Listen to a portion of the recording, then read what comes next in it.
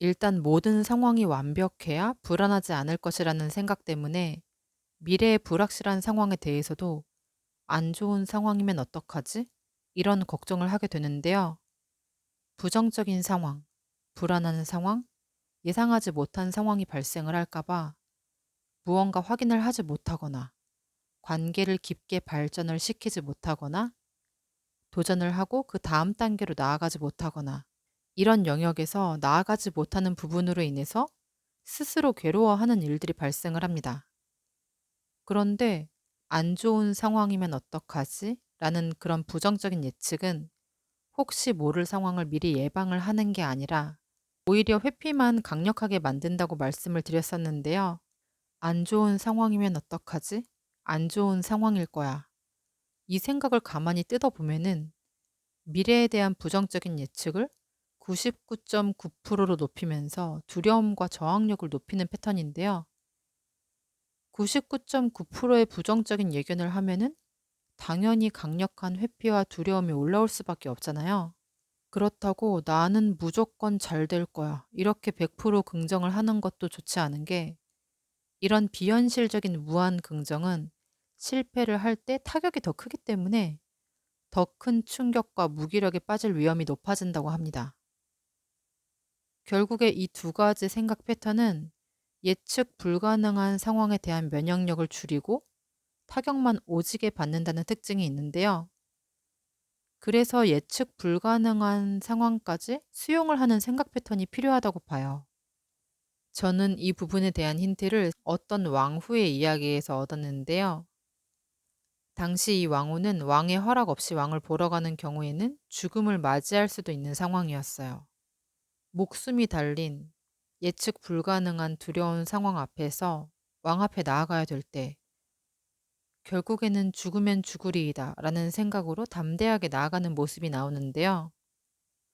죽으면 죽으리이다 라는 말은 결국에는 최악의 결과까지 수용을 하는 말이더라고요.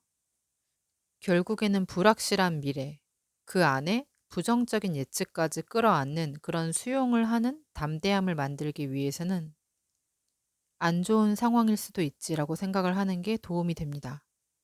안 좋은 상황이면 어떡하지? 이거는 부정적 상황을 100%로 끌어올린 시각이라고 한다면은 안 좋은 상황일 수도 있지라고 생각을 하는 거는 부정적 상황을 50%로 내리고 나머지 50%의 숨구멍을 준다는 특징이 있는데요. 이거는 50%의 긍정을 기반으로 나머지 50%의 부정적인 결과와 또 예측 불가능한 상황까지 수용을 할 수 있는 담대함이 생기기 때문에 결국에는 상황과 직면을 할 수 있는 용기가 생기더라고요. 잘 안 되면 어떡하지? 망치면 어떡하지? 틀리면 어떡하지? 어떡하지로 끝내기보다는 안 좋은 결과일 수도 있지. 망칠 수도 있지. 틀릴 수도 있지.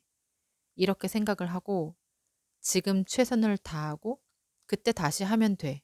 다시 생각을 하자. 이런 패턴으로 결론을 짓는 게 좋습니다. 이렇게 예측할 수 없는 불확실함을 수용을 하되 현재 최선을 다하고 방향을 설정을 하는 것까지 필요한 것 같습니다. 어차피 인생은 내가 아무리 예측을 하고 준비를 해도 알 수 없기 때문에 예측할 수 없는 그런 불가능한 부분에 대해서 수용력을 키우는 게 결국에는 답이더라고요. 이 부분을 열어두지 않으면은 계속 끝까지 타격을 받을 수밖에 없기 때문에 수용력을 키워야 되고요. 회피성 성격들이 특히 뭐 아니면 도로 생각을 하는 경향이 있잖아요. 그래서 어떤 상황에서든 그 50%의 숨구멍을 열어두고 예상하지 못한 상황이 있을 수 있다는 것을 인지를 하고 미리 수용을 하는 연습이 필요하다고 봐요. 그리고 내가 생각한 결과라고 하는 거는 고착되어 있는 게 아니라 결국에는 다 흘러가더라고요. 모든 결과는 다 흘러가기 때문에 너무 얽매이지 않되 다가올 상황은 수용을 하고 현재 내가 할 수 있는 것들을 온전히 하는 게 훨씬 더 의미가 있지 않나 싶습니다. 미래의 불완전함을 수용을 할 때 용기가 생기는 것이기 때문에 그 안에서 조금 더 용기를 내면서 나아가시길 응원합니다.